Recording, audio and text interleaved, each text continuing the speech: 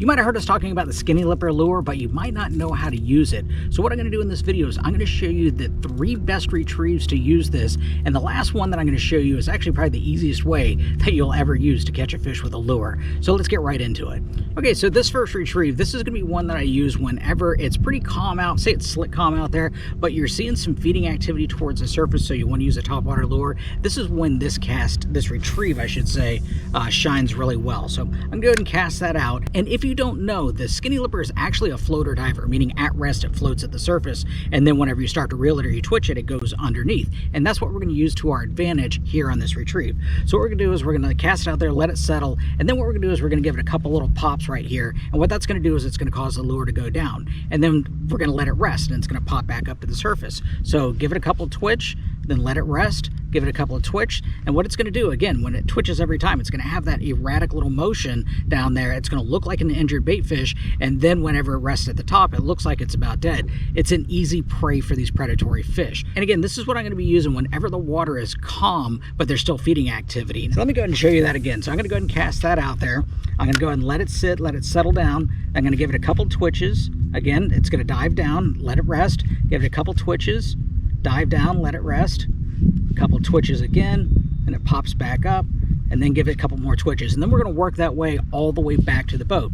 Now, one thing about this, the length of your pauses and how aggressive that you twitch this is going to change from day to day. So make sure to mix that up. Put longer pauses in there, or maybe work it even more aggressive, and that'll change the outcome a lot of times. So make sure and don't stick with the same cadence. Mix that up a little bit, and you'll be surprised at what a difference that can make. So this next retrieve, this is when there's a little bit of chop in the water. What I'm going to do is I'm going to work it a little bit more aggressive. And one thing about working this lure aggressively is whenever you're twitching it and jerking it around, it has a rattle in it. So the more you twitch that around, the more that rattle's going to sound, and that's going to help call the fish out whenever there's a lot of motion and commotion out there. This works really good when you run across a big school of bait fish too.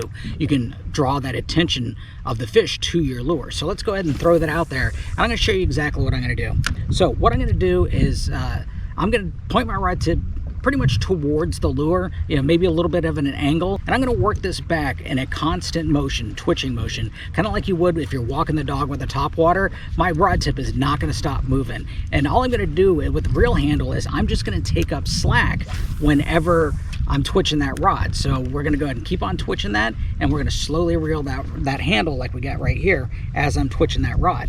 And every time that I twitch that rod, what's going to happen is that skinny lipper is going to dart around all over the place, and it's going to look really erratic. And again, this works really good whenever there's some chop on the water, or if there's a lot of bait out there and you're seeing some feeding activity towards the top of the water column. Okay, in this last retrieve, well, it's not really a retrieve, it's actually trolling the lure. So if you're in a boat or a kayak, all we're going to do is we're just going to cruise at a slow speed along the edge of a flat. That's usually a really productive spot whenever you get those depth changes, maybe over some broken bottom where you got some different camo type bottom where you've got half sand, half grass.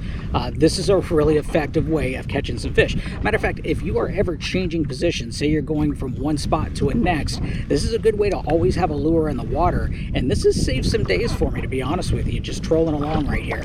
And just like anything else, you want to change your speed up a little bit. Some days you're going to want it a little bit faster, some days they're going to want a little bit slower. So don't stick to just one speed. And this right here, like I said, this is going to be one of the easiest and simplest ways that you can put fish in the boat. You really don't have to do anything. All you're doing is just paddling to your next spot. So hopefully this clears up some questions that you might have on the skinny lipper. You might have heard of it, you might have seen people catch fish with it, but you might not be sure on actually how to use it. So these 3 retrieves right here are really going to help you out. Now, to be honest with you, these aren't the only ways to use the skinny lipper. There's a lot of different ways out there. And if there's a way that you're using the skinny lipper that you're having success with that I didn't mention here, I'd love to hear from you. Put those down in the comments below. If you are new to fishing and you're having issues catching fish, or if you've been around for a little while and you're looking to step your game up with some new tricks, we can definitely help you out. I highly recommend getting a membership at SaltStrong, and for more information, check us out at saltstrong.com. Now, as always, I really do appreciate you watching. I hope to see you again soon. Have a great day. Bye.